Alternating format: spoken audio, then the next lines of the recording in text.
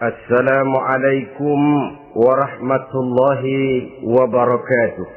Waalaikumsalam warahmatullahi wabarakatuh.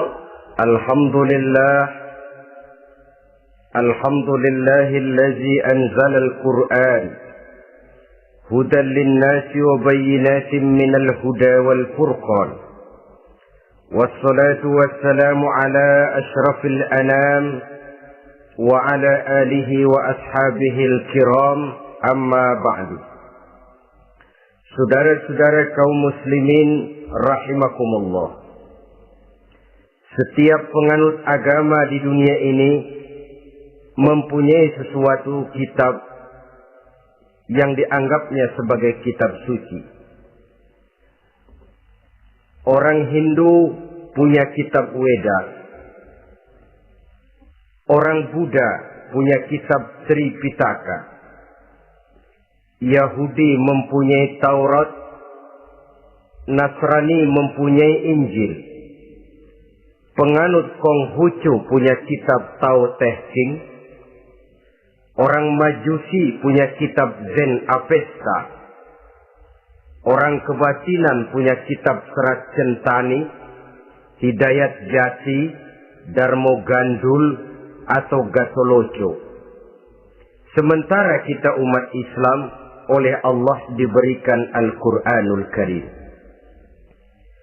Mengapa kita yakini Quran ini sebagai kitab suci?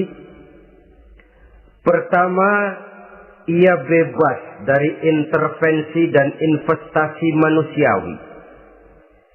Ia sepenuhnya, baik isi maupun redaksi, adalah produk dari Allah Subhanahu wa ta'ala. Kita yakini Quran kitab suci karena sampai hari ini belum ada seorang pun yang sanggup membuat seperti itu. Suatu kitab hanya dinamakan suci kalau dia bersih dari investasi dan intervensi manusia. Al-Quran ini sejak turunnya 14 abad yang lalu telah menantang. Wa in kuntum fi raibim mimma nazzalna ala abdina fa'tu bi suratin min misli.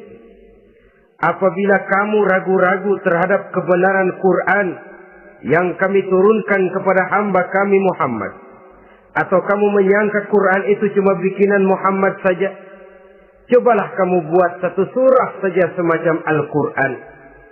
Apabila kamu tidak mampu melakukannya seorang diri, wada'u syuhada'akum, ajak seluruh teman-temanmu. Sejak tantangan ini turun 14 abad yang lalu, sampai hari ini, tidak seorang pun yang sanggup membuat satu surah saja semacam Al-Quranul Karim. Barangkali belum pernah ada yang coba-coba. Sudah. Di antaranya apa yang dilakukan oleh Musailamah Al-Kadzab. Dia mencoba membuat satu surah semacam Al-Quran yang kalimatnya sudah berbentuk bait-bait syair, tapi isinya jauh panggang daripada api. Yang kedua, kita yakini Quran sebagai kitab suci karena isi dan ajarannya sesuai dengan fitrah manusia.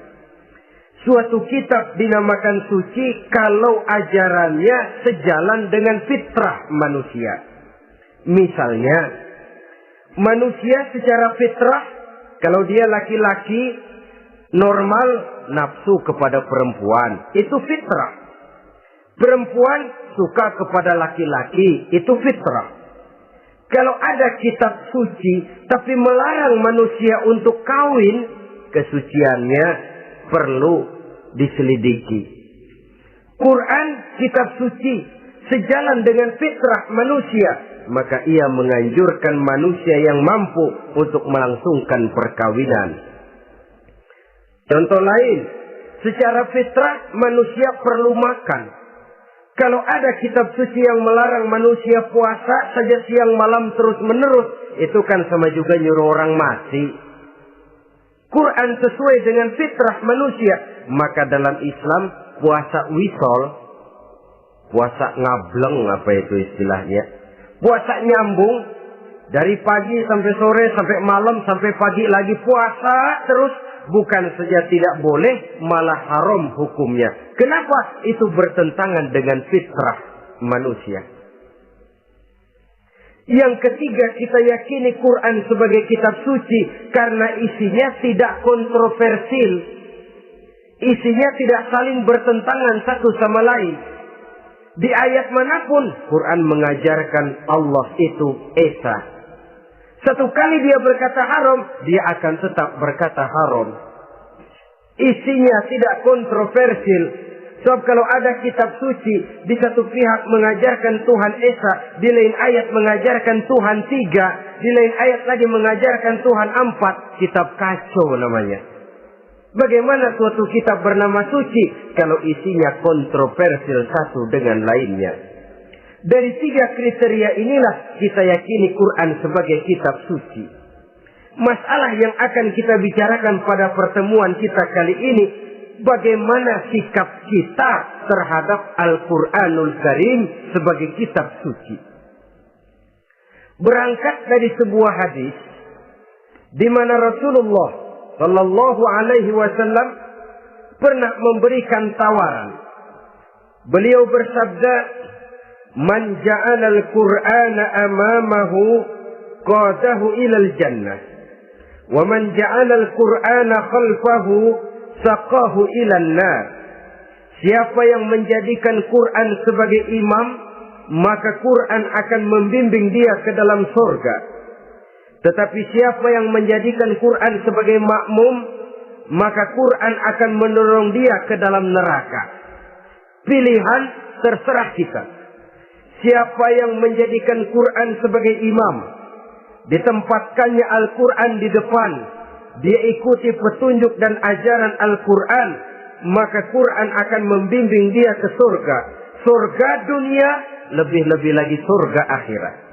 Tetapi sebaliknya, siapa yang menempatkan Quran di belakangnya, dia belakangi Al-Quran, dia belakangi perintah dan ajaran-ajaran Al-Quran, dia perturutkan hawa nafsunya dalam kehidupan ini, maka Quran akan mendorong dia ke dalam neraka. Ya, neraka dunia, lebih-lebih lagi neraka akhirat. Pilihan terserah kita. Saya mau tanya, kira-kira Quran dalam hidup kita jadi imam apa jadi makmum? Imam apa makmum? Kalau Quran jadi imam, artinya kita umat Islam jadi makmum. Resiko dan logika tentu. Makmum harus ngikuti imam. Imam takbir, makmum takbir. Imam ruku, makmum ruku. Imam sujud, makmum sujud. Imam tahiyat, makmum tahiyat. Itu namanya Quran jadi imam, kita jadi makmum.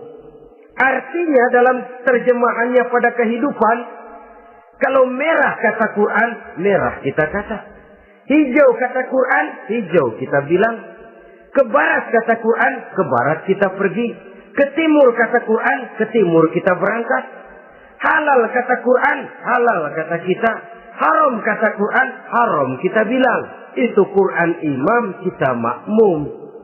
Nyatanya kadang-kadang kontras. Nyatanya kadang-kadang paradok. Merah kata Quran, hijau dong kata kita. Halal kata Quran, remeng-remeng kata kita.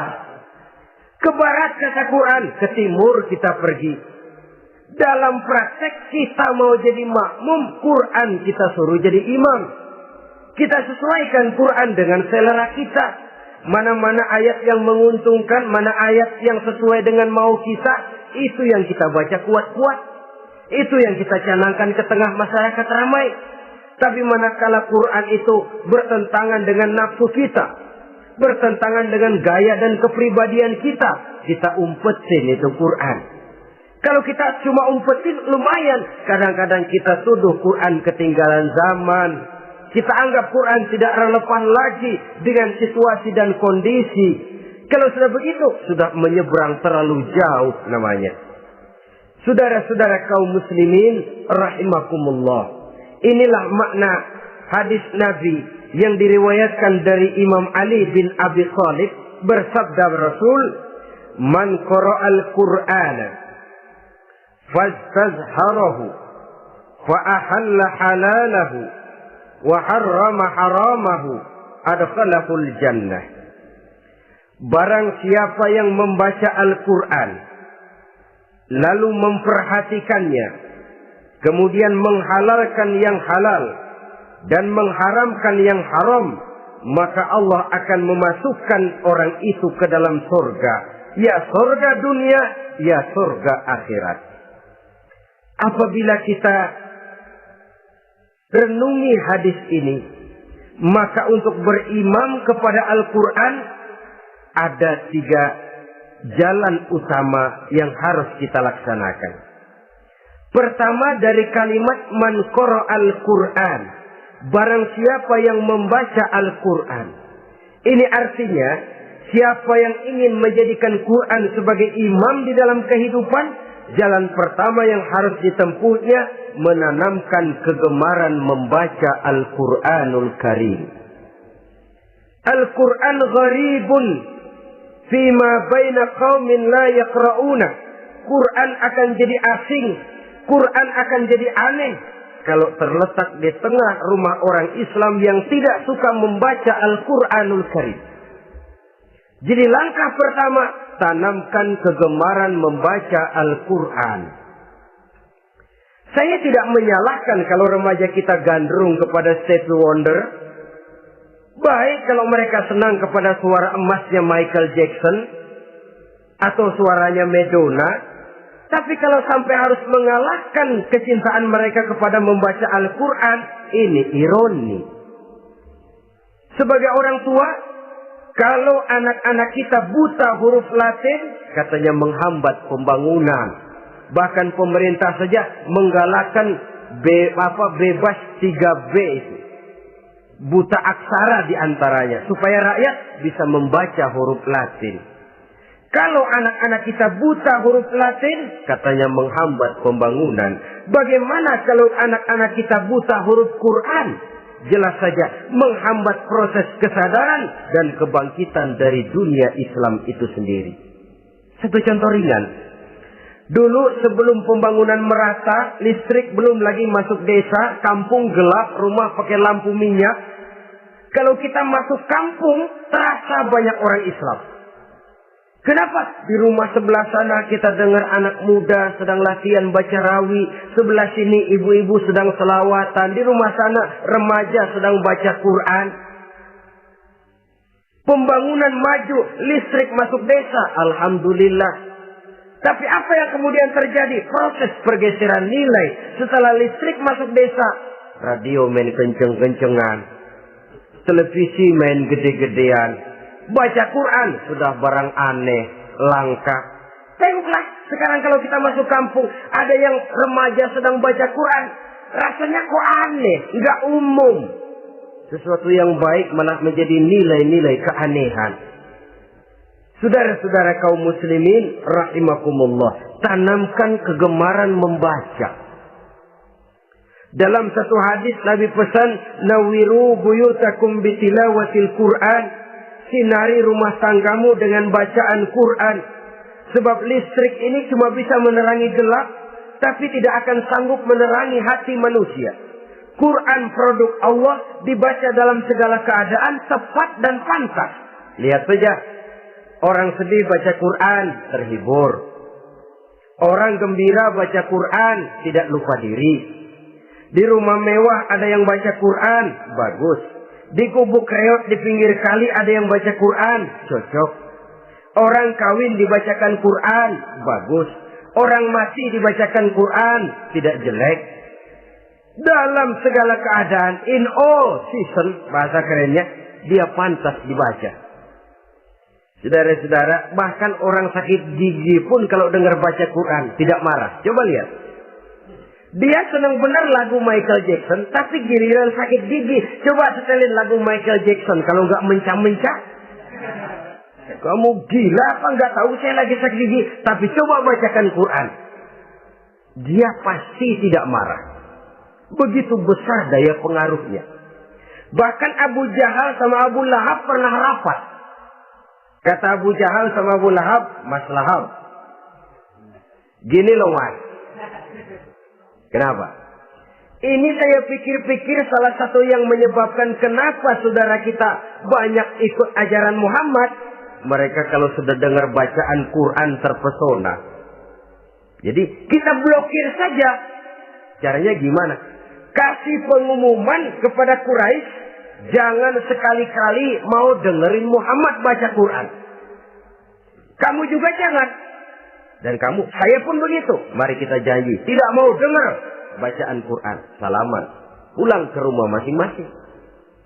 Dapat 1 hari tahan, 2 hari bertahan, 3 hari, seminggu ke atas, Abu Jahal mulai ada semacam rindu, kangen, pengen dengar ayat Quran.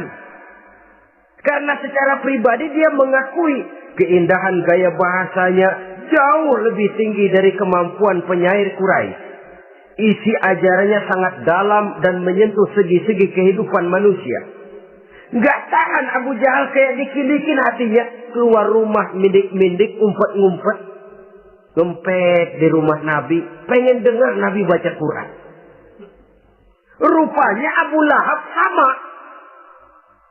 Pikir Abu Jahal, Abu Lahab nggak bakalan keluar. Abu Lahab berpikir, Jahal pasti di rumah. Dua-duanya bareng berangkat ke rumah Nabi. Cuma yang satu dari sebelah barat, yang satu dari sebelah timur. Ngempet, ketemu di sudut, sama-sama kaget. Jahal, loh kamu Lahab? Iya. Kamu ngapain? Lah kamu ngapain? Akhirnya sama-sama malu.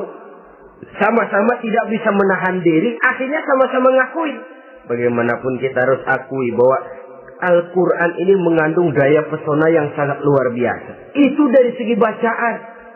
Belum lagi dari segi ajaran. Belum lagi dari segi isi. Tanamkan kegemaran membaca Al-Quran. Sampai-sampai Nabi katakan, Innal ladzi laisa fi jawfihi syai'un minal Quran kal baitil kharib.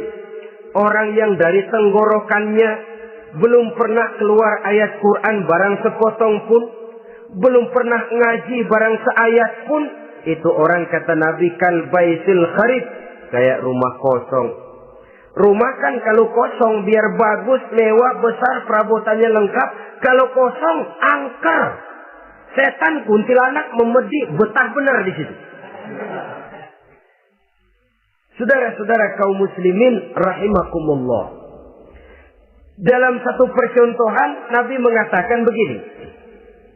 Masalul mu'minil ladzi yaqra'ul Qur'an kamasalil utrujah. Rihuha thayyibun wa ta'muha thayyibun. Orang mukmin yang suka membaca Quran adalah ibarat buah utrujah. Baunya wangi, rasanya lezat. Kira-kira kalau di negeri kita buah apa utrujah itu? Semacam jeruk yang manis lah. Sudah baunya wangi, rasanya enak. Itu buah itu. Orang mukmin yang suka baca Quran kayak buah itu. Baunya wangi, rasanya enak. Artinya syiarnya hidup, isinya memang orang mukmin. Sebaliknya, wa masalul mu'minil ladzi la yaqra'ul Qur'an kamasalit tamrah la riha laha wa ta'muha hulwun. Orang mukmin yang tidak suka baca Quran kayak korma. Rasanya emang manis, cuman kagak ada baunya. Artinya apa? Syiarnya kurang. Kalau orang belum tapi kenalkan kagak mau makan kurma. Kenapa? Nggak ada baunya. Daya tariknya kurang, walaupun rasanya enak. Kalau daya tariknya nggak ada, kan nggak ada iklannya, tidak ada syiarnya. Itu orang mukmin yang tidak suka membaca Quran. Ibarat buah, nggak ada baunya, walaupun rasanya enak. Orang kurang tergerak, kurang syiar, kurang daya tarik. Sebaliknya, wa masalul munafiq allazi yaqra'ul Qur'an kamasalir raihanah rihuha thayyibun wa ta'muha murrun. Orang munafik yang suka baca Quran seperti buah raihanah. Apa itu? Baunya wangi, rasanya pahit. Orang munafik baca Quran kayak buah itu. Baunya sih enak, cuman rasanya pahit. Ya munafik baca Quran. Syiarnya sih lumayan, daya tariknya hebat, isinya munafik. Nah, paling jelek orang munafik yang nggak suka baca Quran. Wa masalul munafiqil ladzi la yaqra'ul Qur'an kamasalil hanzalah laisa laha rihun wa ta'muha murrun. Orang munafik yang tidak suka baca Quran seperti buah hanzalah, sudah enggak ada baunya, rasanya pahit lagi. Kalau buah pacek kali. Udah baunya kagak ada, kalau dimakan bikin orang celeng. Saudara-saudara kaum muslimin rahimakumullah, tanamkan kegemaran membaca Al-Qur'an, karena membaca Al-Qur'an merupakan ibadah yang besar. Bahkan kata Nabi, afdalu ibadati abdi qiraatul Qur'an. Nilai ibadah yang paling baik dari hambaku adalah ibadah membaca Al-Qur'an. Dalam sholat pahalanya lebih besar di luar sholat daripada di luar sholat. Dengan wudu pahalanya lebih besar daripada tanpa wudu. Mengerti pahalanya lebih besar daripada tidak mengerti. Tapi tidak mengerti pun jangankan membaca, mendengar saja orang baca Quran dengan baik sudah didoakan untuk mendapat rahmat. Berpahala mendengar bacaan Al-Quran walaupun tidak mengerti. Apalagi membaca sendiri, apalagi mengerti apa yang kita baca, tentu pahala itu akan jauh lebih besar. Ini yang pertama, tanamkan kegemaran membaca Al-Quranul Karim. Yang kedua, dalam hadis tadi, fastazharuhu, man qara'al Qur'ana fastazharuhu. Siapa yang membaca Al-Quran kemudian memperhatikannya. Jadi kalau kita mau berimam kepada Al-Quran, setelah menanamkan kegemaran membaca, yang kedua, perhatikan, pahami isinya. Jangan seperti monyet pakai mahkota, ketawa girang, cengengesan, tapi dia tidak tahu arti kebesaran mahkota yang disandangnya itu. Bangga dengan Al-Quran, tapi apa kandungannya kita tidak mengerti. Untuk memahami Al-Quran ini, caranya bagaimana? Tentu mudah saja. Seperti contoh, kalau kita ingin mengerti caranya bikin tahu, jangan bertanya kepada montir mobil. Montir mobil ahli betul urusan mesin. Tapi kalau urusan tahu, tanya dong tukang tahu. Untuk mengerti rahasia dan seluk-beluk Al-Quran, kita harus bertanya kepada orang yang memahami seluk-beluk Al-Quran. Para ulama, para kiai, para ustadz, yang kita tahu kualitas keilmuannya, kita yakini loyalitas dan integritasnya kepada Islam ini. Kenapa? Ayat-ayat Quran itu elastis. Dia dibawa kemana saja mau. Ditafsirkan menurut kemauan orang bisa. Paling celaka kalau yang belajar tidak punya dasar, yang mengajar punya maksud lain. Sesat dan menyesatkan. Yang ngajar punya nafsu ambisi, yang belajar tikus budak, yang memang tidak punya dasar apa-apa. Sekali belajar langsung tafsir. Cara wudhu yang baik saja belum ngerti, cara rukuk dan sujud yang baik saja belum bisa, yang membatalkan sholat apa ndak bisa, ndak ngerti. Sekali langsung. Enggak, supaya kita langsung saja belajar langsung Al-Quranul Karim. Tidak jelek. Cuma akan lebih baik kalau sebelumnya ada unsur penunjang dari nilai-nilai keilmuan dalam Islam ini. Disinilah perlunya menghidupkan majelis-majelis taklim. Sebab kalau Al-Quran hanya dipahami dan dikutak-kutik menurut maunya rasio saja, kekuatan rasio terbatas. Saya akan khawatir nantinya akan timbul pendapat-pendapat di mana Al-Quran disesuaikan dengan otak. Bukan otak ngikuti Quran, tapi Quran disuruh ngikuti otak. Contoh yang dekat saja. Kalau saudara ngukur kayu pakai meteran, itu kira-kira meteran ikut kayu, apa kayu ikut meteran? Ayo, kira-kira kayu ikut meteran, apa meteran ikut kayu? Meteran ikut kayu. Bagus. Kalau meteran ikut kayu, artinya nggak ada meteran benar di dunia ini. Kayunya kependekan, meterannya dipotong. Kan begitu loh. Meteran ikut kayu namanya. Bukan meteran ikut kayu, tapi kayu yang harus ikut meteran. Otak harus ikut wahyu. Jangan wahyu disuruh ikut otak. Manusia ikut Quran, jangan Quran disuruh ikut manusia. Dan kaum orientalis, ya, orang barat di luar Islam yang mendalami, mempelajari Islam dengan tujuan mencari kelemahan Islam untuk menghantam umat Islam. Itu sengaja mencari ayat-ayat yang mereka kumpulkan untuk menghantam umat Islam. Supaya mereka meragukan Qur'annya untuk kemudian pada suatu saat meninggalkan Qur'an sama sekali. Timbullah pendapat ada ayat Quran yang sudah tidak sesuai lagi katanya dengan situasi dan kondisi. Seolah-olah otak manusia sudah jauh lebih pintar daripada Al-Quranul Karim. Saudara-saudara kaum muslimin rahimakumullah. Inilah yang kita berlindung dari Allah.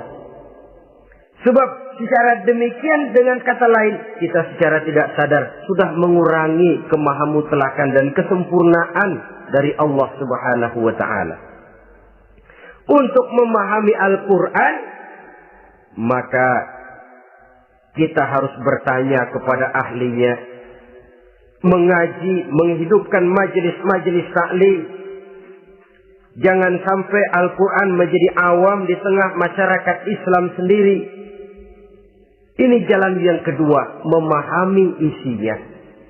Sehingga dengan demikian, manakala Al-Quran dibacakan orang, pemikiran kita tidak lagi terpusat kepada kemerduan suara orang yang membaca, tapi tertuju kepada isi yang dikandungnya. Sehingga dalam kondisi semacam itu, boleh jadi tiap kali dibacakan Al-Quran, nilai iman makin tambah. Kita dengar orang baca, Alam tara kaifa fa'ala rabbuka bi ashabil fil. Terbayang oleh kita bagaimana Raja Abrahat dengan pasukannya mau menghancurkan Ka'bah. Bagi Allah cukup menurunkan burung ababil, hancur lebur Abrahat raja besar dengan seluruh pasukan gajahnya, berantakan dibuatnya cuma dengan burung ababil. Allah Maha Besar, Allah Maha Kuasa. Tambah iman. Kalau tidak, ya seperti yang banyak terjadi. Quran menceritakan azab, kita malah kesenangan. Walakum azabun alim. Kamu akan mendapat azab yang pedih. Kita teriak di pojokan, toyib, toyib. Allah, alhamdulillah. Digambarkan azab malah baik-baik. Bahwa kita suka, kita gemar kepada bacaan Quran dengan suara yang merdu, alhamdulillah. Akan lebih baik lagi kalau kita mengerti apa yang dibacanya. Sebab perintah membaca tersirat makna perintah untuk memahami. Perintah memahami tersirat makna untuk mengamalkan. Dengan kata lain, kita hanya bisa mengamalkan Quran dengan baik kalau kita mengerti isinya. Kita hanya bisa mengerti isinya kalau kita rajin membacanya. Baik membaca yang tersirat, baik membaca yang tersurat dengan petunjuk para alim ulama, para kiai, dan orang-orang yang ahli di bidang itu. Saudara-saudara kaum muslimin rahimakumullah, inilah jalan kedua. Upayakan memahami isinya. Hidupkan kajian-kajian agama, hidupkan majelis-majelis taklim. Jangan sampai Al-Quran asing di hati kita sendiri. Jangan sampai kita awam terhadap makna kandungan dan ajaran Al-Quran. Sementara kita yakini bahwa dialah yang akan bisa membimbing kita menuju kebahagiaan sejak dari dunia sampai ke akhirat nanti. Jalan ketiga untuk berimam kepada Al-Quran, setelah menanamkan kegemaran membaca, lalu berupaya memahami isinya, yang ketiga adalah mengamalkannya dalam kehidupan sesuai dengan kemampuan yang kita miliki. Quran tidak akan membawa berkah Kalau ajaran yang terkandung di dalamnya kita baca, tapi kemudian kita injak-injak dalam praktek kehidupan. Quran mengatakan riba haram, tapi praktek kita dalam hidup malah senang betul kepada riba. Quran mengajarkan jagalah kesatuan persatuan dan ukhuwah Islamiyah. Praktek yang kita lakukan malah centang perenang, malah saling bertolak belakang, malah kadang menjegal kawan seiring, menggunting dalam lipatan, ramai kita dengan kita. Lalu kelemahan pun menjadi kenyataan di mana-mana. Quran sekali lagi tidak akan membawa berkah kalau yang kita baca kita injak-injak. Tentang pengamalan Al-Quran ini, Allah Subhanahu wa ta'ala mengklasifikasi manusia dalam firman-Nya. Tsumma awrasna al-kitaba allazina istafaina min ibadina. Kemudian kami wariskan Al-Quran ini kepada hamba-hamba kami yang kami pilih. Ya Allah, coba saja kita lihat ayat ini. Quran kitab pilihan, diberikan kepada umat pilihan, yaitu kita-kita ini. Lalu bagaimana umat pilihan ini setelah menerima Al-Quran? Terbagi dalam 3 kelompok besar. Pertama, kata Allah, faminhum zalimun li nafsihi. Di antara mereka ada yang setelah menerima Al-Quran kemudian zalim kepada dirinya sendiri.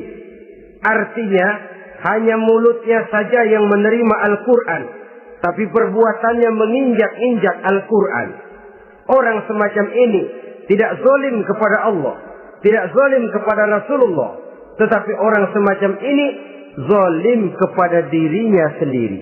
Dia terima Quran dengan mulutnya, tapi dia injak-injak Quran dengan perbuatannya. Na'udzubillah summa na'udzubillah. Kelompok yang kedua, faminhum muqtasid.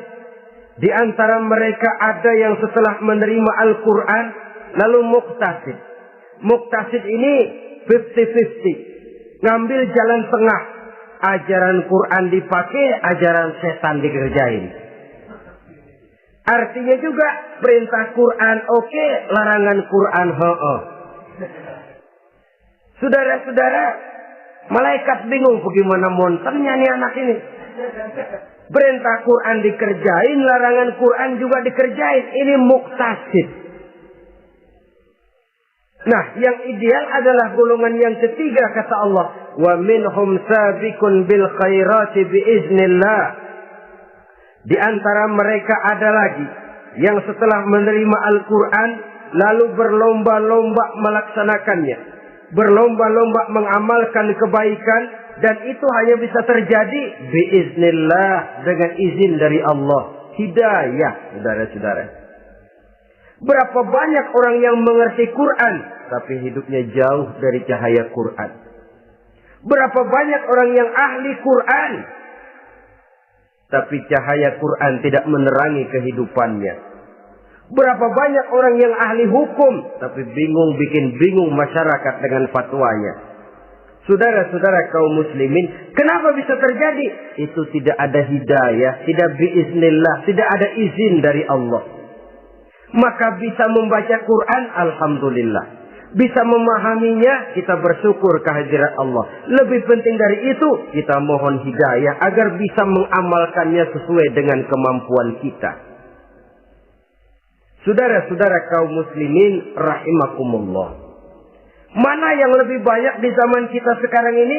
Kita bisa analisa. Ada yang menerima Quran hanya dengan mulutnya saja. Kalau ditanya, Tuhanmu siapa? Allah. Kiblatmu mana? Ka'bah. Saudaramu siapa? Umat Islam. Kitab sucimu apa? Quran.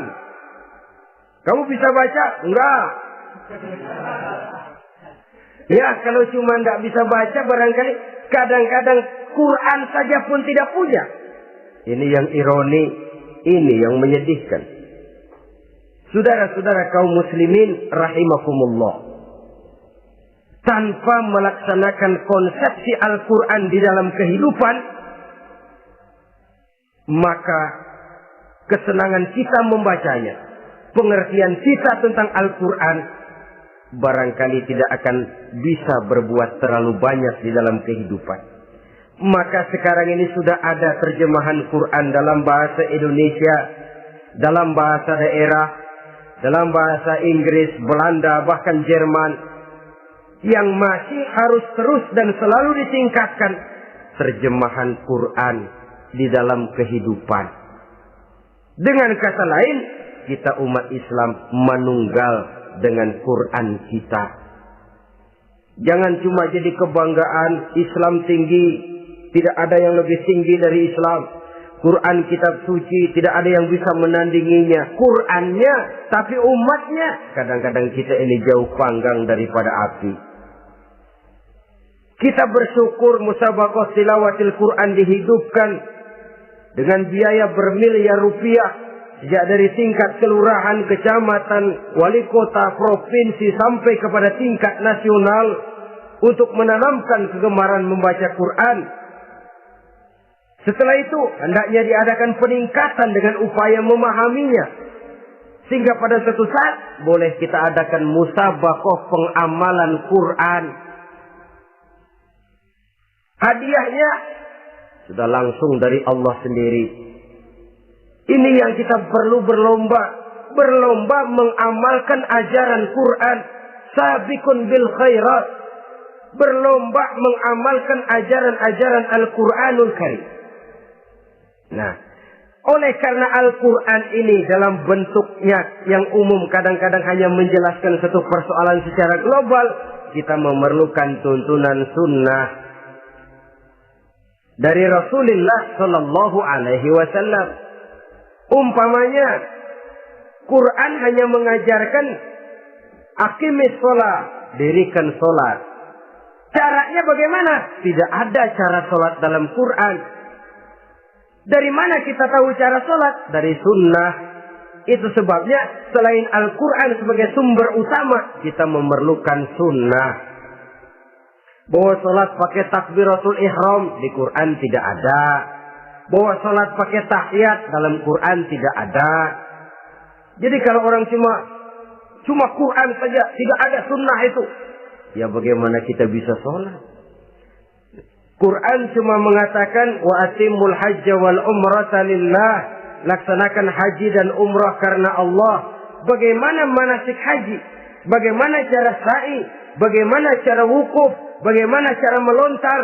Tidak ada dalam Quran. Yang memuat itu tidak lain sunnah. Untuk memahami Quran dan sunnah ini, kita memerlukan orang yang menguasai Quran dan sunnah. Oleh karena itu, kita perlu petunjuk kepada para ulama. Itu sebabnya Quran sendiri mengatakan, wa in tanaza'tum fi syai'in farudduhu ila Allah wa rasulih. Apabila kamu berbeda pendapat tentang suatu persoalan, kembalikan kepada Allah dan Rasulnya. Kembalikan kepada Allah artinya kembalikan kepada Quran.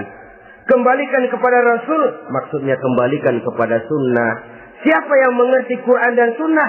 Para ulama yang kualitas ilmunya kita yakini, loyalitas dan kredibilitas serta integritas keislamannya bisa menjadi panutan. Saudara-saudara kaum muslimin rahimakumullah.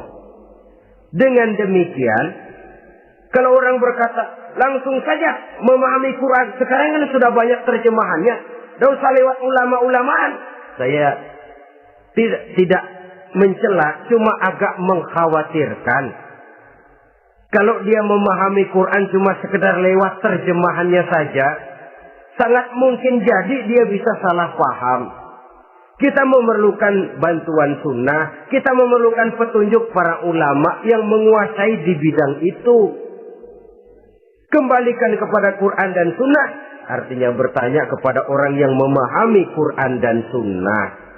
Loh, dengan begitu kan akan terjadi perbedaan pendapat. Perbedaan pendapat sesuatu yang halal sepanjang tidak menyebabkan kita berpecah belah. Halal berbeda pendapat.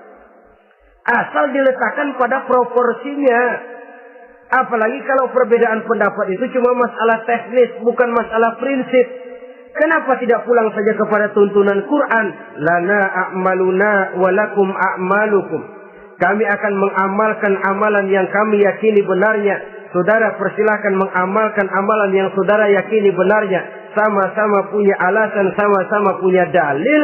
Tidak usah saling menyalahkan. Tidak usah saling mengklaim, merasa yang paling benar, orang lain salah semua. Kemukakan argumen, jangan sentimen. Harus dengan semangat mencari kebenaran, bukan untuk mencapai kemenangan.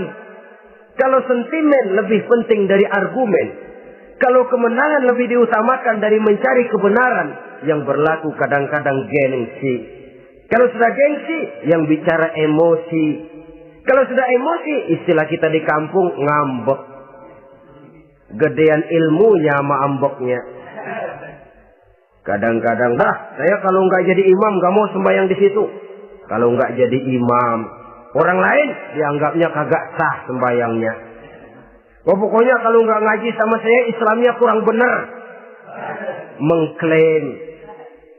Perbedaan pendapat wajar, halal, asal tidak menyebabkan kita berpecah belah. Dan sewajarnya kita lebih berusaha mencari titik pertemuan, memperbesar persamaan, dan bukan mengutak-utik perbedaan. Kadang-kadang inilah penyakit kita nih. Satu kunut, satu tidak sembahyang subuhnya. Bisa RT. Satu usoli, satu tidak. Bisa RW. Satu azan sekali Jumatan, satu dua kali. Bikin masjid lagi. Kenapa bukan persamaannya yang dicari? Kenapa justru perbedaannya yang diperbesar? Yang masalah macam ini sampai kiamat tidak pernah selesai. Kan lebih baik kalau kita ditanya orang, Pak, sholat subuh itu pakai kunut apa tidak sih? Kalau saya pakai. Kalau yang tidak pakai kunut bagaimana Pak? Betul, kata yang tidak pakai. Jadi yang pakai kunut betul. Betul, karena saya pakai kunut. Yang tidak juga betul. Betul, kata yang tidak pakai. Kalau yang kunut betul, yang tidak kunut betul, lalu yang salah yang mana Pak? Yang salah yang subuh nggak sembahyang. Lebih objektif, proyek garapannya ada, umat tidak berpecah belah. Ini yang konyol, kadang-kadang khutbah Jumat pakai membongkar khilafiyah, menghantam tahlil, menghantam kunut. Selesai sembahyang Jumat, apa yang terjadi? Umat resah, masyarakat gelisah, polemik timbul, masalah tidak terselesaikan. Orang jadi khotib itu raja dalam mimbar Jumat, siapa yang mau bantah dia? Kalau memang mau buka itu persoalan khilafiyah, buka dalam forum khusus. Adakan pengajian, jelaskan masalahnya secara luas, mendasar. Jangan mengklaim dan memponis. Berikan kebebasan kepada umat untuk menilai. Masalahnya selesai, yang tidak puas bisa bertanya. Saudara-saudara, sudah lewat masanya kita meributkan soal itu. Sudah datang waktunya di mana kita lebih mementingkan dan membicarakan masalah-masalah yang lebih mendesak dihadapi oleh umat. Kemiskinan misalnya, kebodohan misalnya, keterbelakangan umpamanya, peluang untuk mendapatkan pendidikan yang layak bagi anak-anak kita yang berotak cerdas tapi tidak punya kemampuan ekonomi umpamanya. Itu akan lebih objektif ketimbang kita membicarakan masalah-masalah yang sampai kiamat tidak akan pernah selesai. Yang hanya akan menyebabkan kita menjadi lemah, persatuan koyak, solidaritas sosial lalu menurun, saling curiga menjadi tumbuh karenanya, dan pada akhirnya kita tidak akan pernah bisa berbuat banyak. Untung kalau tidak menjadi tertawaan bagi orang yang berdiri di luar pagar. Saudara-saudara kaum muslimin rahimakumullah. Sekali lagi, Al-Quran tidak akan membawa berkah kalau yang kita baca, kita injak-injak. Oleh karenanya, untuk berimam kepada Quran ini, sekali lagi pertama, tanamkan kegemaran membaca. Yang kedua, upayakan memahami isinya melalui bimbingan orang yang ahli bidang itu. Yang ketiga, amalkan sesuai dengan kemampuan. Sebab itu ada prinsip, kalau isi suatu hadis nampaknya bertentangan dengan otak, kesohihan hadis itu boleh diperiksa. Tapi kalau ayat Quran nampaknya bertentangan dengan otak, otaknya yang harus diperiksa. Jangan Qur'annya lalu disesuaikan dengan otak. Sebab kalau kita sudah berani berteori, ada ayat Quran yang tidak sesuai dengan keadaan. Ayat yang mana? Yang ini. Tahun depan tambah lagi. Tahun depan tambah lagi. Makin lama makin habis Al-Quran itu. Yang perlu diperbarui cara kita memahami Quran. Bukan dengan mengemukakan teori ayat Quran kehilangan relevansi. Cara kita memahami barangkali yang kurang relevan. Dalam situasi, dalam konteksnya dengan situasi dan kondisi. Jangan lupa, Al-Quran ini kan untuk semua umur. Dia bisa dipahami secara filosofis, dia bisa dipahami dengan kacamata orang awam. Tingkat kemampuan berpikir orang tidak semuanya sama.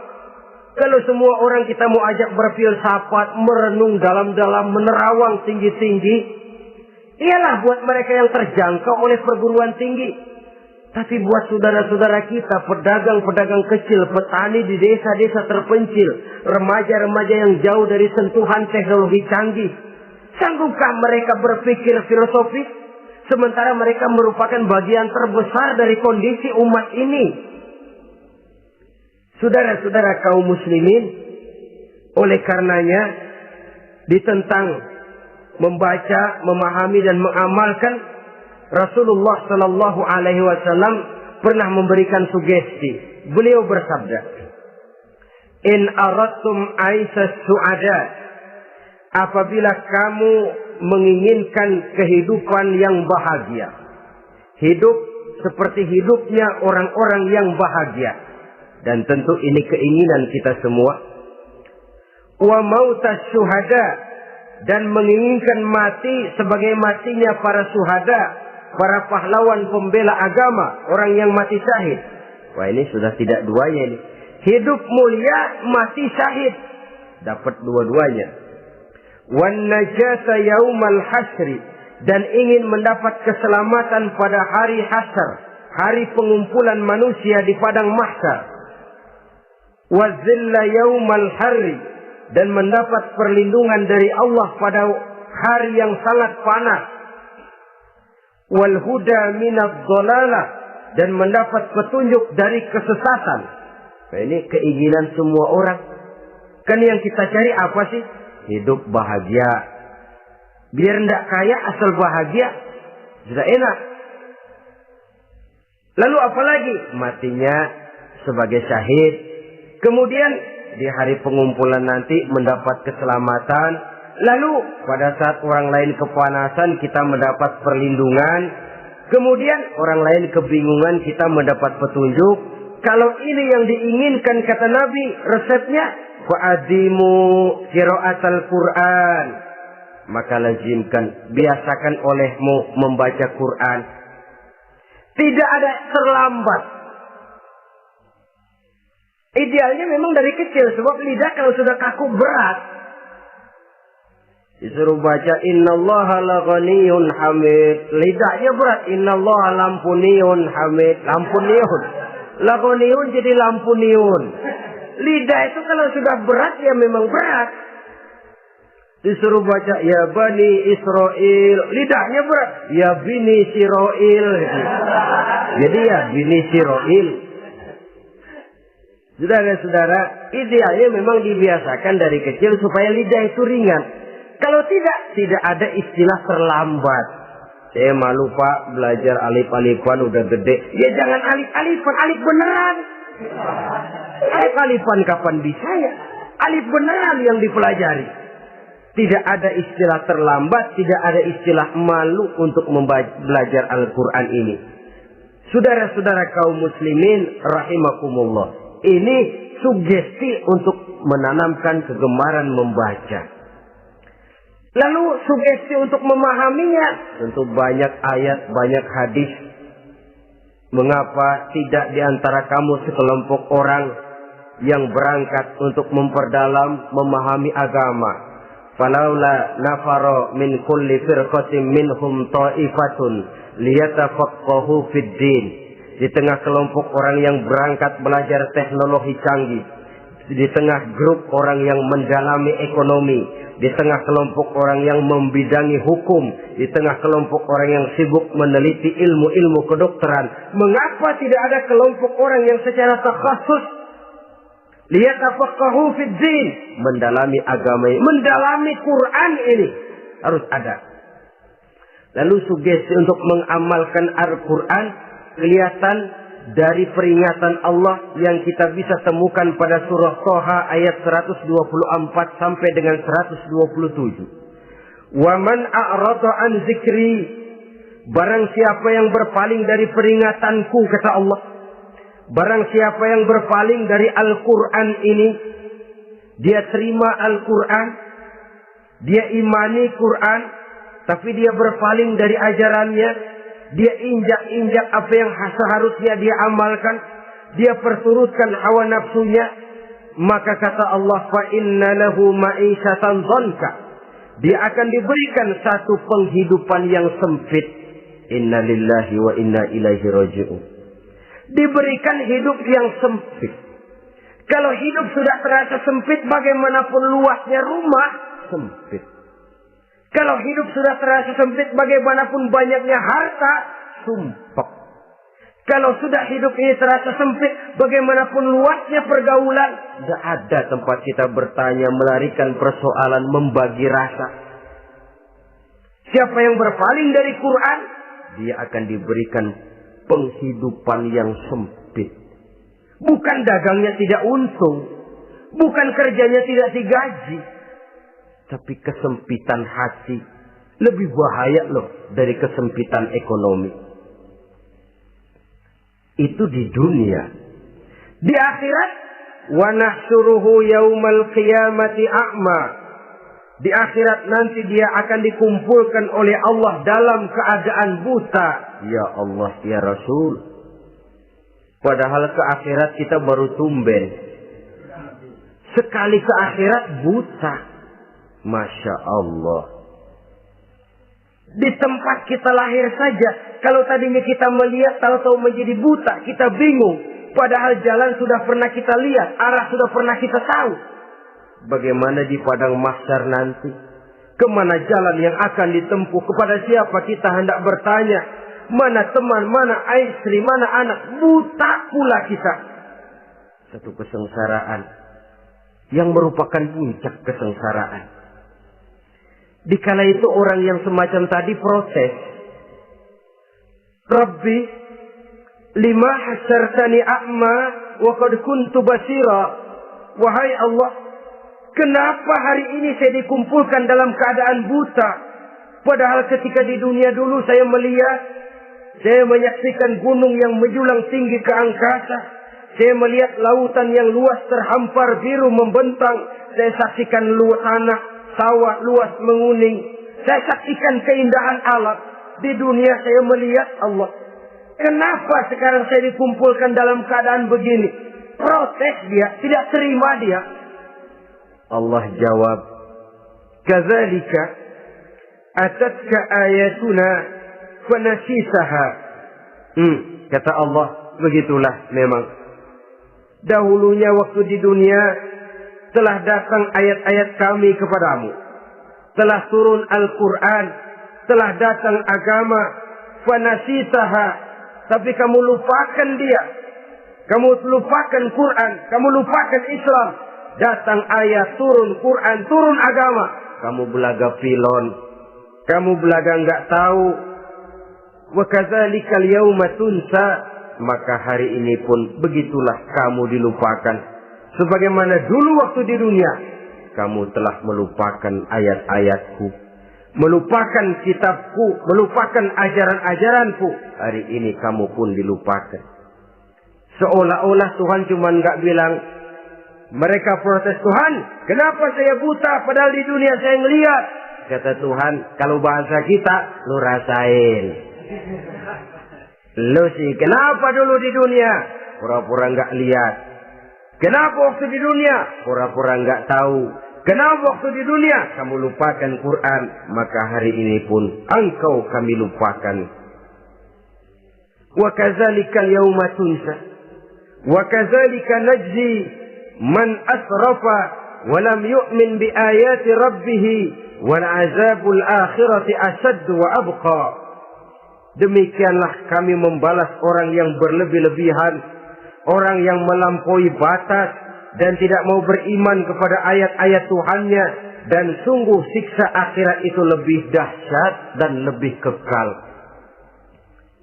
Siksa dunia mungkin kelaparan, kekurangan ekonomi, kekurangan pakaian, tapi berapa hari paling lama seumur manusia? 70 tahun umur kita, ya paling lama begitulah. Tapi siksa akhirat, kesengsaraan akhirat, kesengsaraan neraka, asyaddu wa abqa, lebih dahsyat dan lebih kekal.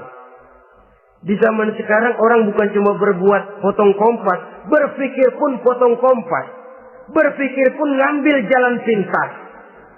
Dia lebih memilih kesenangan yang sedikit dengan mengorbankan kesenangan yang abadi. Dia mengejar surga yang sebentar dengan menghancurkan surga yang kekal. Dicarinya surga dunia, hidup cukup, rumah bagus, makan bagus, pakaian bagus, istri bagus, dengan menghalalkan segala macam cara, berpaling daripada kehidupan agama, lalu menginjak-injak Al-Quranul Karim. Kita berlindung kepada Allah, jangan sampai dimasukkan dalam kelompok yang di akhirat nanti dibangkitkan dalam keadaan buta. Na'udzubillah summa na'udzubillah. Di sini kita terkesan dengan apa yang dikatakan Sayyid Muhammad Abduh, al-Islam mahjubun bil muslimin. Kebesaran Islam kadang-kadang tertutup oleh tingkah laku umat Islam sendiri. Keluhuran dan kesempurnaan Al-Quran tertutup oleh kebodohan umat Islam. Sedangkan untuk mengungkapkan rahasia Al-Quran ini diperlukan keahlian yang kompleks. Saudara yang di Fakultas Teknik belajar teknologi, ungkap buka rahasia Quran di bidang teknologi. Saudara yang di bidang kedokteran, ungkap buka rahasia Al-Quran di bidang kedokteran. Saudara yang ahli geologi, pelajari struktur kulit bumi dengan mengungkap rahasia Al-Quran. Sehingga pengkajian kita tentang teknologi, pengkajian kita tentang angkasa luar, pengkajian kita tentang anatomi manusia akan berakhir kepada subhanaka ma khalaqta hadza batila. Ya Allah, tidak satu pun yang Engkau ciptakan ini sia-sia. Perut bumi mengandung minyak, timah, kekayaan yang berharga untuk manusia. Mempelajari angkasa luar bisa memahami musim dan menyelamatkan manusia. Mempelajari rimba belantara, teknologi canggih, akhirnya akan memperkuat nilai-nilai iman. Menerjemahkan ajaran Quran lewat disiplin ilmu yang kita kuasai masing-masing, untuk kemudian bekerja sama bahu-membahu dalam rangka mengimani Al-Quran, mengamalkan Al-Quran, dan mengawal keluhuran Al-Quranul Karim yang atas dasar tuntunannya kita hidup, untuknya kita berjuang, dan dalam bimbingannya kita ingin kembali menghadap Allah Subhanahu wa Ta'ala. Inilah pertemuan yang singkat ini. Mudah-mudahan kita diberikan kekuatan oleh Allah untuk berimam kepada Al-Quran, menjadikannya sebagai pedoman utama di dalam kehidupan kita. Terima kasih atas segala perhatian. Mohon maaf atas segala kekurangan. Usikum wa nafsi bitaqwallah. Wassalamualaikum warahmatullahi wabarakatuh. Waalaikumsalam warahmatullahi wabarakatuh.